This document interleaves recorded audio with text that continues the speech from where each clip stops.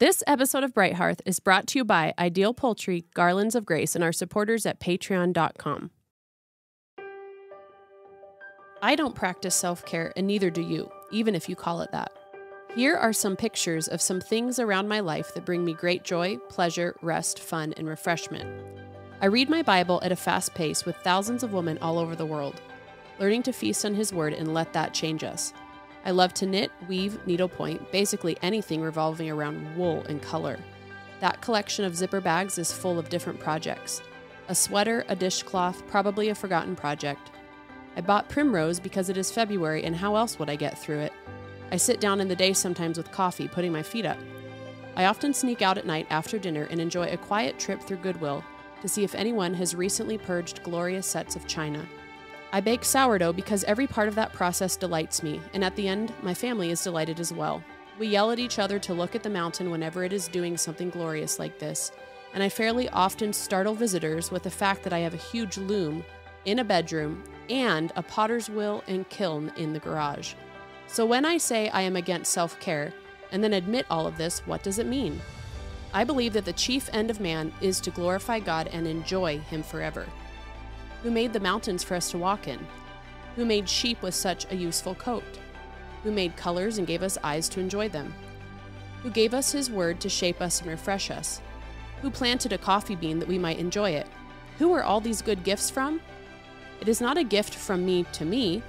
When I take a moment to enjoy the good things God has laid out for us to enjoy, I am no less glorifying Him as God than I am when I am doing the dishes, folding the clothes, handling the trash. God is God, and He gave us the world. The Christian life is a life of beautiful duties and dutiful beauty. Glorify your God in both. He who gives you your hardest tasks gives you your greatest joys.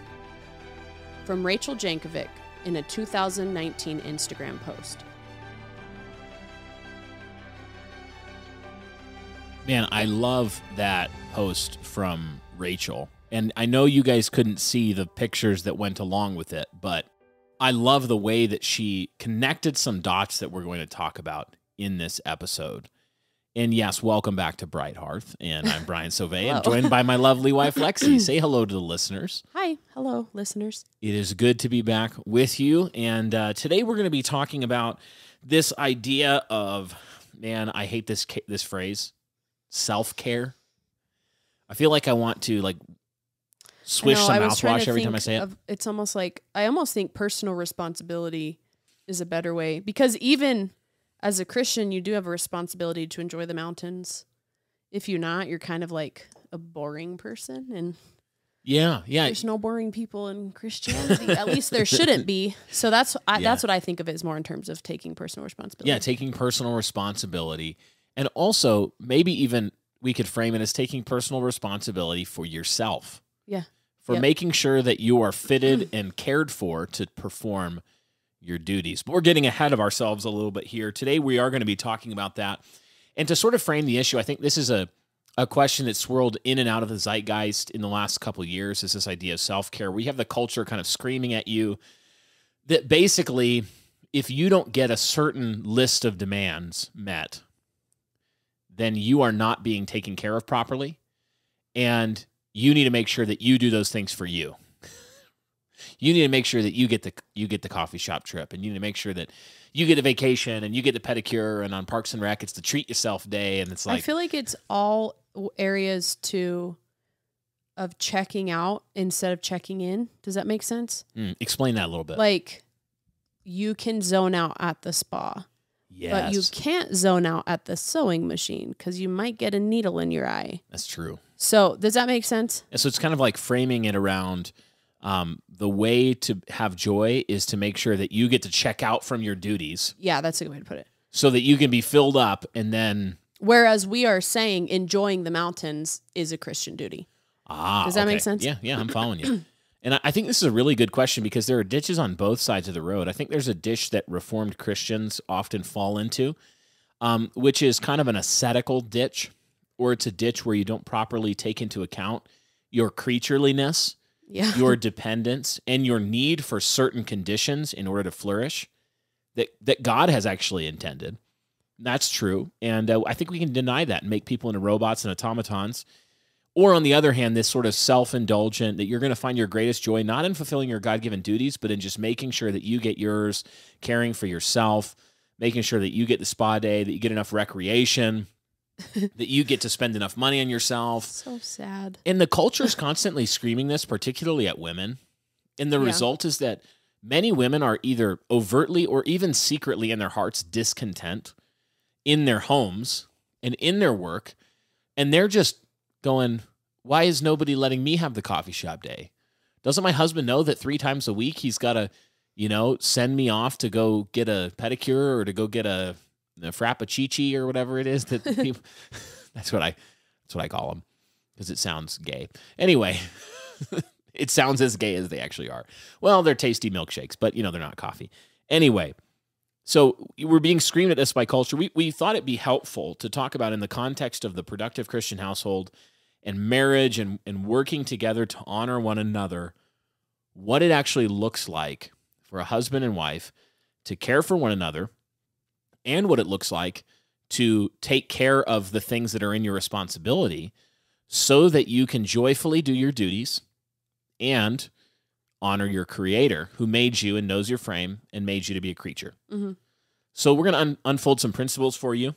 Sound good? Ready to jump in? Yeah. Excellent. Well, the first principle that we're going to talk about here in thinking through this conversation of quote-unquote self-care is to recognize that God made human beings to thrive under certain conditions, and that means that they also do shrivel up or suffer under other conditions. We are creatures, and that is a good thing. Architecture all the way.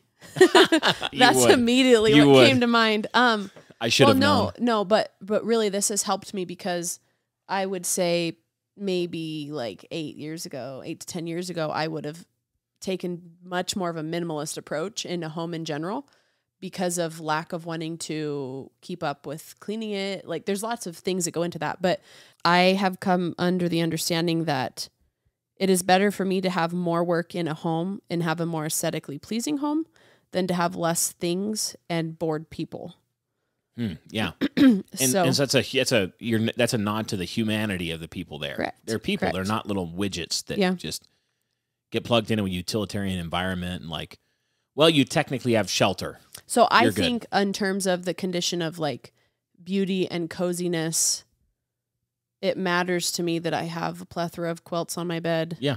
It matters to me. And so what that means practically in terms of self-care would be, I'm okay if I see a quilt at a good price. I'm willing to splurge because I know it's going to add to the joy in my home, make it a more fulfilling place for me to work. It's going to comfort those in my home. Does that make sense? Yeah, one of the practical example. We said God made human beings to thrive under certain conditions, and one of the things that is true about people is that they're not just utilitarian widgets. No, correct. They're not just lumps of meat, which means that people do thrive, for example, more under conditions of beauty than ugliness. Yep. So it's not stupid to spend money and energy and time to make the home a place of beauty, for example. Yeah. And another way that I think, we could explain this would be to say that God didn't make a mistake when he made people to do well when they get 8 hours of sleep. Yeah. And to do really poorly when they get 4. It's a good way to put it. Right? Also. You're not being more spiritual if every night you get 3 hours of sleep. Yeah. You're being a fool. Yeah. Right? When you think about the way that God made us and he gave us the spheres of government, he gave us one of those being self-government, where we're to rule our own spirit and we're to order our own lives insofar as it's under our control so that we could glorify God and enjoy him forever. So one very practical implication of that is that you need to get 8 hours of sleep. Some of you maybe 7, whatever. Don't quibble about that. But you need to get a good night's sleep as often as possible. Mm-hmm. And I don't mean fuss and be a jerk when your kids are up at night and seasons are hard. But it's not more spiritual to go about starved of sleep. God made human beings so that they do well when they're physically active. Especially under the guise of self-care of Netflix and chill every night. Seriously. God made people to do well when they're physically active, meaning that it's actually not a bad thing to say, I need to order my life to make sure I get a certain number of steps every day. I can lift some weights. I can eat well. I can take care of my body so that my body can glorify God and enjoy him forever. Again, that's not unspiritual. And it's funny because as you get some of these really basic things in place, the output of godly good works just ups the ante everywhere, I guess. Yeah. Another thing you could say is that God made human beings to do well with rich intellectual life and not to do as well when they're starved for meaty, weighty things to ponder and investigate. Yeah. So taking the time in your day to read a book or to make sure that you're thinking and you're investigating the world that God made and you're doing your work well. I mean, these are some of the things that it might not. A lot of people think self-care in the culture, and they're like, "Yeah, get a milkshake and get a pedicure," and it's like, well, but it's not wrong to then. It would be wrong to steer into the other ditch and say, "Don't take care of yourself at all." Yeah, that's true. Right? That's not more spiritual. So God did make us as creatures. We're dependent on certain things. This is a good thing. This is a feature. It's supposed to teach us of our ultimate dependence upon the Lord. And I think it just increases our thanksgiving. Yeah. Yeah, absolutely. For these good gifts. And that, like, I am grateful that God made me to thrive on milk rather than thriving on popping a pill. Yeah. You know what I mean? Yep. Like, I'm grateful that he made my taste buds to enjoy that he made the cow, that he makes butter. Like, that increases the things to give thanks for. Yes. Again, I really like Dr. Joe Rigney's book, The Things of Earth. Yeah, that's a good one. Really does a good job of unfolding some of these principles here that we're talking about. But this is, I think, a ground level idea that you need to understand theologically in order to get this idea of how to care for yourself and in your marriage, how to care for one another well, is that you do need to not fall in the ditch of this frivolent, self-indulgent self-care where you hold everybody hostage to make sure that you get the frou-frou things that you need. But you do need to rule your life well so that as a creature, you're honoring your creatureliness and getting those things that the Lord has designed you to need in order to fulfill your God-given duties, to have the strength to be a mother, a father, to love a spouse, to do your God-given duties. That was something else I was thinking of too, is as a mom, I have had to learn to do those things with children in tow. Yeah. So like when I was quilting on Saturday and Winnie and Cyril are just sitting there poking the machine every few minutes. Continually. I knew I wasn't going to get as much quilting time in as I ideally wanted, but I have had to learn to do it alongside the children, or even cooking is a really big one for me. It's interesting to me. It always has been. But am I slowing down enough to let the children, mold the bagels? Yes. To let them stir the stir fry, to let them pour in half of the ingredients, then get the other half on the counter.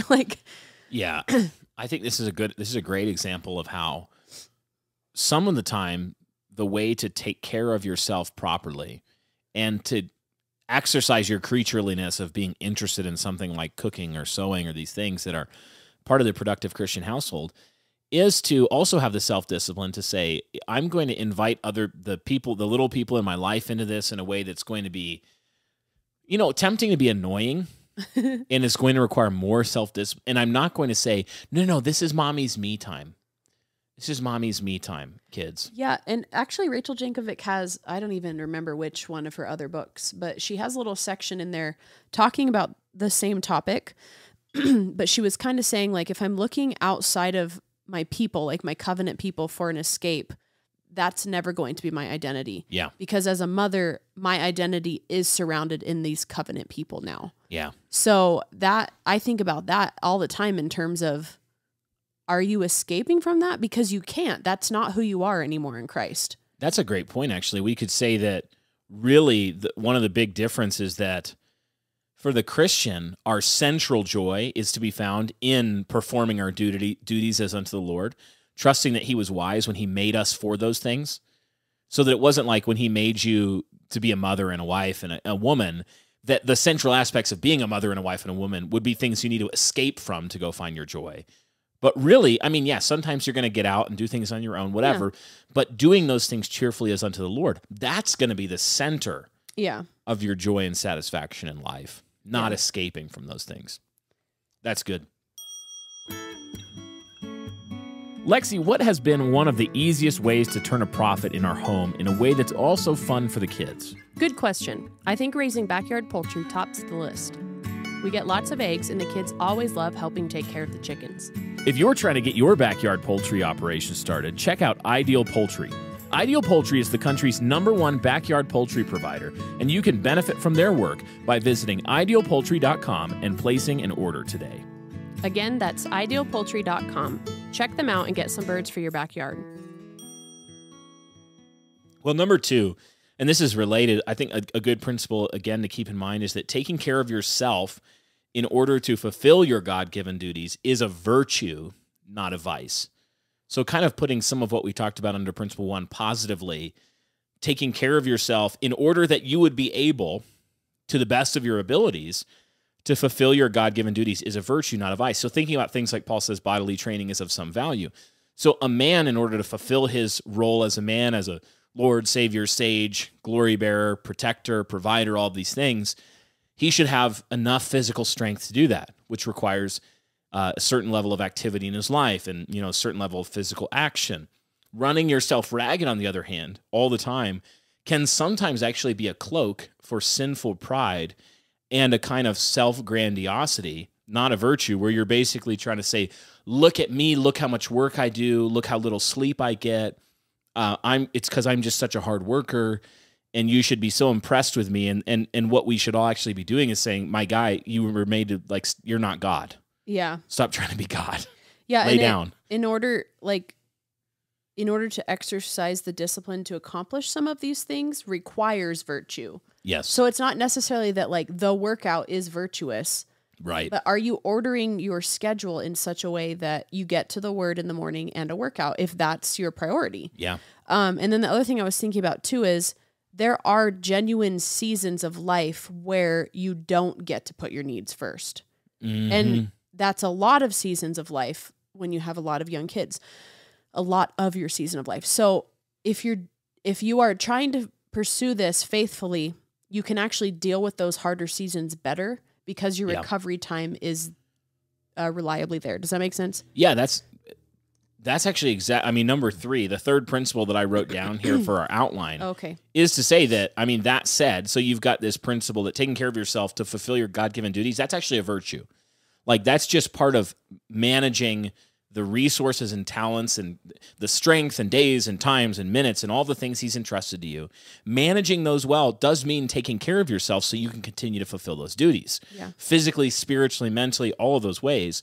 But number 3, that said, there are times when you will be called of God and required by God to do unsustainable, painful things that seem in the moment to hurt you and not to help you. So for example, and I know there's other ones you could give, babe, but I think about, as a pastor, there are times when the Lord will call me, and has, to do things that regularly wouldn't be great for the phone call comes in, someone's in the hospital at 10 p.m. or in the middle of the night, and I'm like, I got to go. I'm going to be gone maybe all night. Yeah. Ministering to a family or something like that, and that's a good thing. Yeah.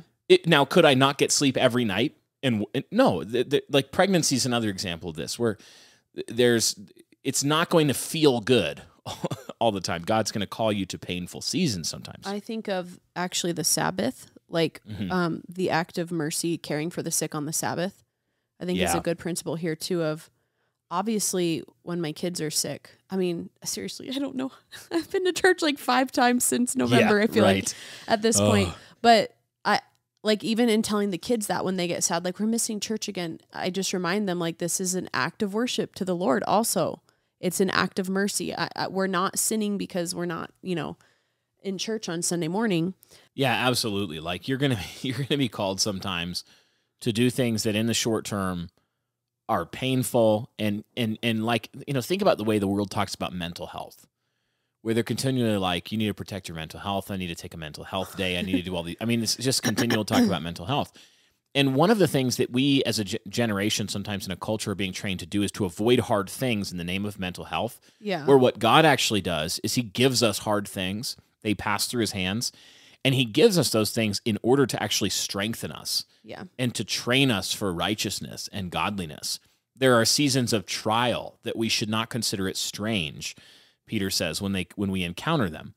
Why? Because God's given them to us for a benefit. Sometimes there are seasons of discipline where God is giving us hard things. And they pass through his hand and come into our life with his yes and his permission. And we're not supposed to say, Lord, I need a mental health, like I need a day to get out. He's saying, no, this is the thing that's actually going to strengthen and benefit you. There, in the Bible reading challenge today, we read Psalm 41. This section really stuck out to me. He says, blessed is the one who considers the poor. In the day of trouble, the Lord delivers him. The Lord protects him and keeps him alive. He is called blessed in the land. You do not give him up to the will of his enemies. The Lord sustains him on his sickbed. In his illness, you restore him to full health.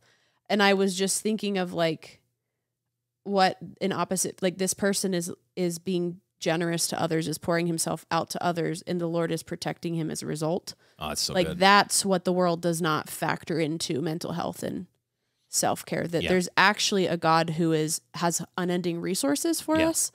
When we're doing our duties in hard seasons, he can fill us back up. Yes. Even if we don't get the hot cup of coffee. Yes. The date night, the hot cup of coffee, the time to myself, the whatever it is I think I need in order to be a functioning Christian.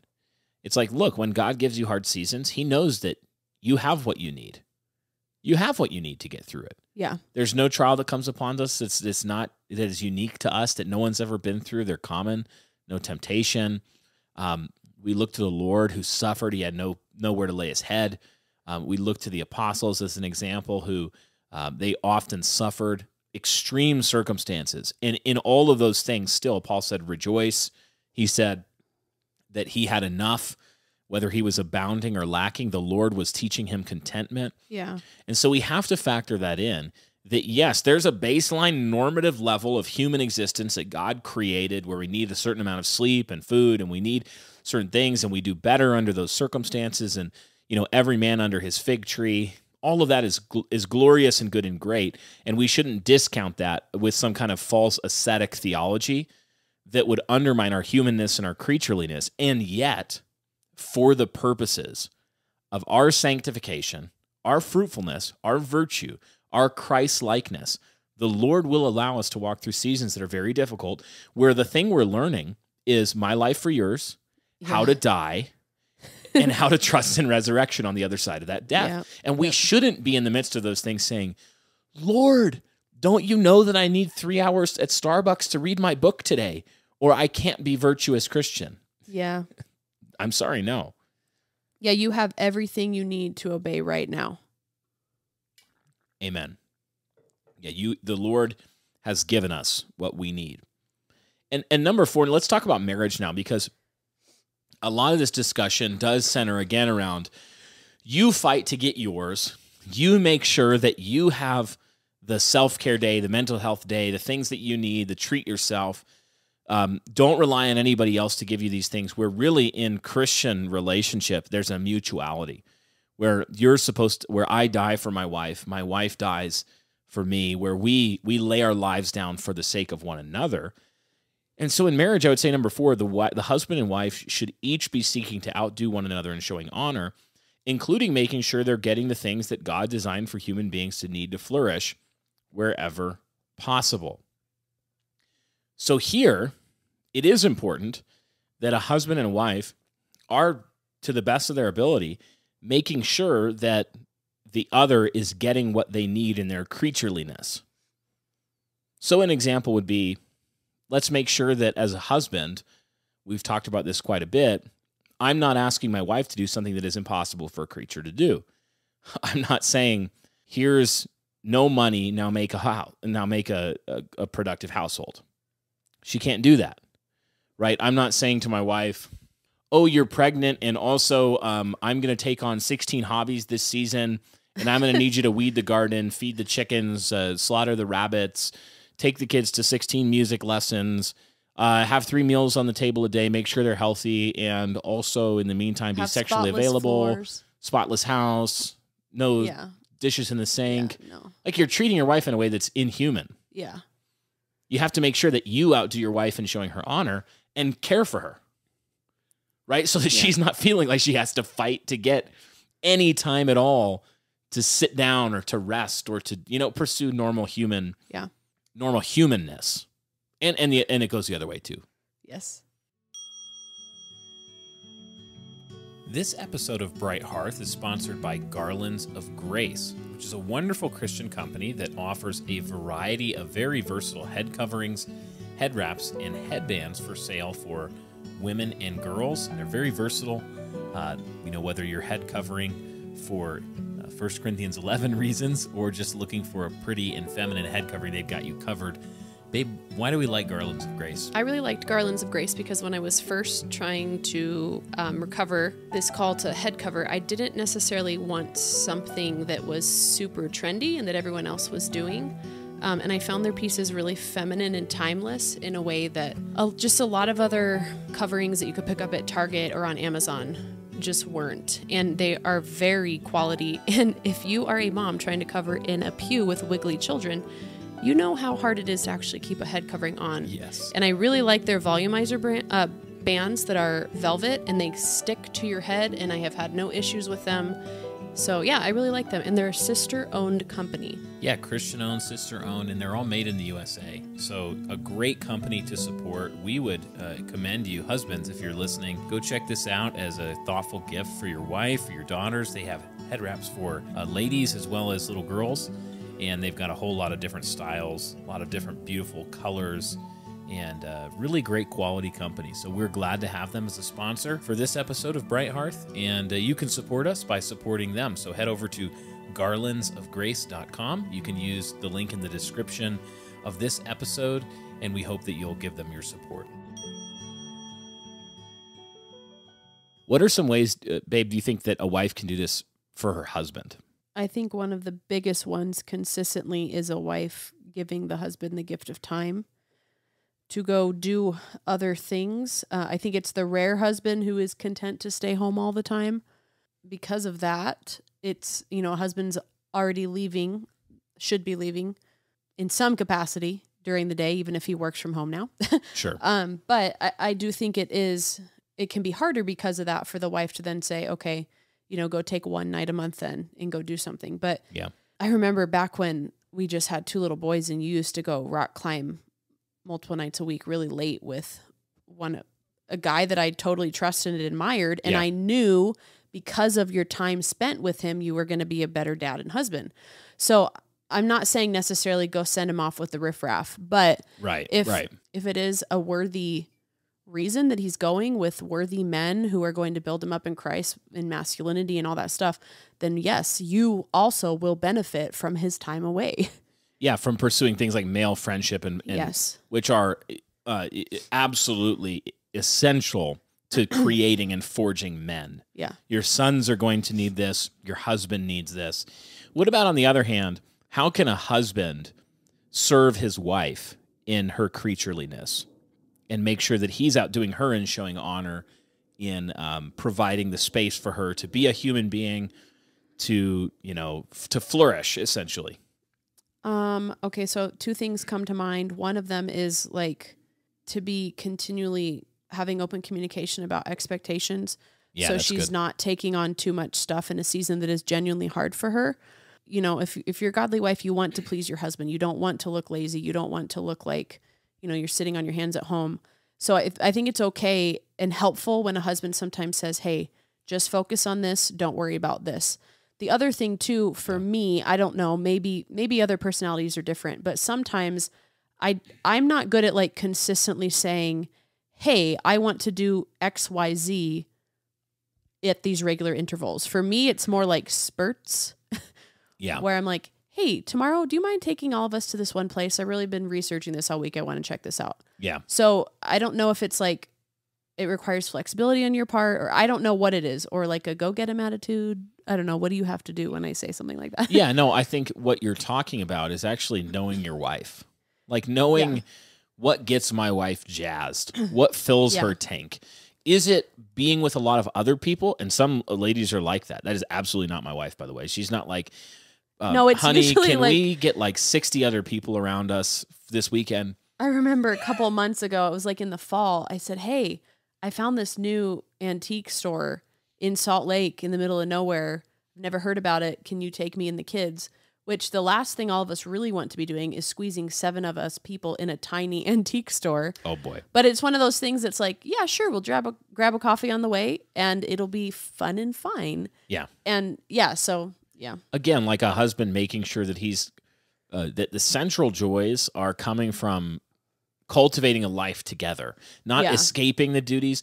Like for you, it's less, hey babe, go get some coffee by yourself. I mean, I've done that, but that's not necessarily the thing that gets you as fired up. So I think it's a key for a husband to know his particular wife. Yeah. Some of your wives, you absolutely should send them out occasionally and say, go do your thing, go antique, whatever on your own. Because a lot, like some ladies, that's what really helps them. Know your wife, make sure that she's getting enough, but also just like, I think monitoring, is my wife getting enough sleep? Well, the other thing too is you've had to do this a lot more this year for me. And I feel like I've always tried to do this because I know you're not as used to being in the house with a bunch of children all the time as I am. So both sides, we've set the other person up for success when we're going to do something else. Yeah.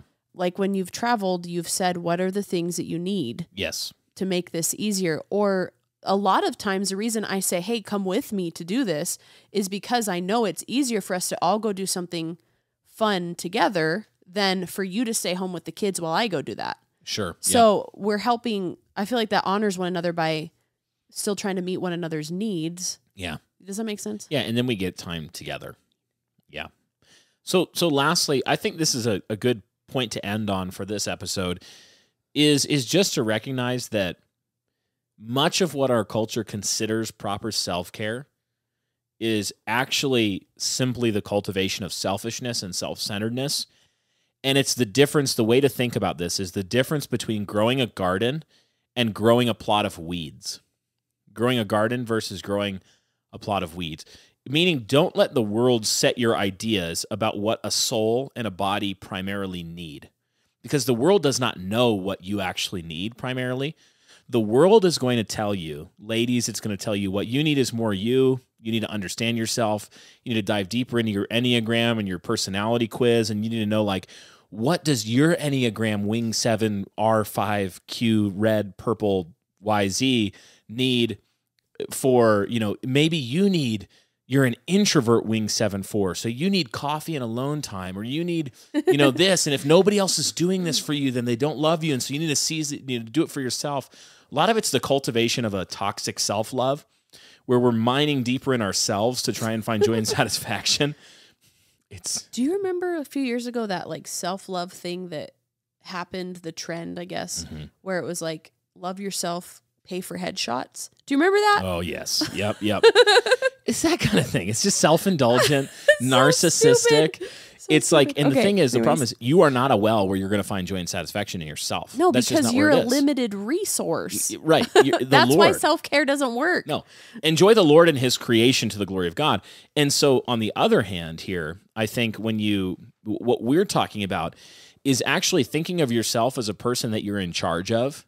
And what would you do to make sure a person you were in charge of flourished in performing their God-given duties heartily as unto the Lord and trying to find their joy in the Lord and the duties he's given them? Does that make sense? Oh, yeah, that's a really good... Yeah, I like that a lot. So you're not thinking like, what do my children need? They just need a Frappuccino and some alone time. No, they need discipline. They need to find joy in their vocation, work excellently, be fruitful, and then they'll be joyful. Like, absolutely. And of course, they need sleep and they need all these things in order to do that. And I love them, so I'm going to take care of them. And it's like, well, yeah, so think about yourself in that way. How can I rule over my own spirit in such a way that I'd be self-controlled, godly, disciplined, and joyful? All right, well, let's go do that.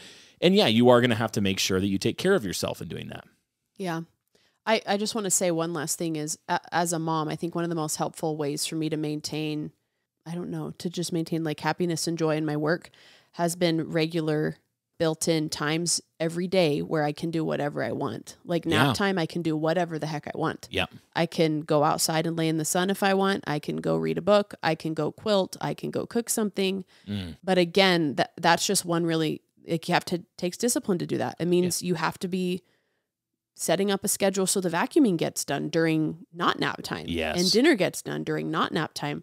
But I do think it's a really good habit for everybody for moms and dads to have time, like after 6 p.m., we read books and then hang out, and that's it. And like, nothing else. What are you doing then? You're being a creature. You're saying creatures aren't just continually productive. Yeah. And then like with our kids, it reflects on them because, you know, we have one that enjoys quiet time and one boy that doesn't. He enjoys disrupting quiet time. And so we've talked to him about how, no, this is what humans do. All humans need to cultivate this kind of quiet time. It's not just mom and dad because we're tired. It's what humans do. Yes. So I just wanted to say that. I have to go get my humans up. Yeah, I'll wrap up the episode, babe. You rock it. I'll wrap us up here. Thanks again for listening, guys. We hope this was helpful to you. And I just want to leave you with this thought and this assignment for your consideration. Consider what it means to be a creature made in the image of God with the particular duties and vocations he's given you.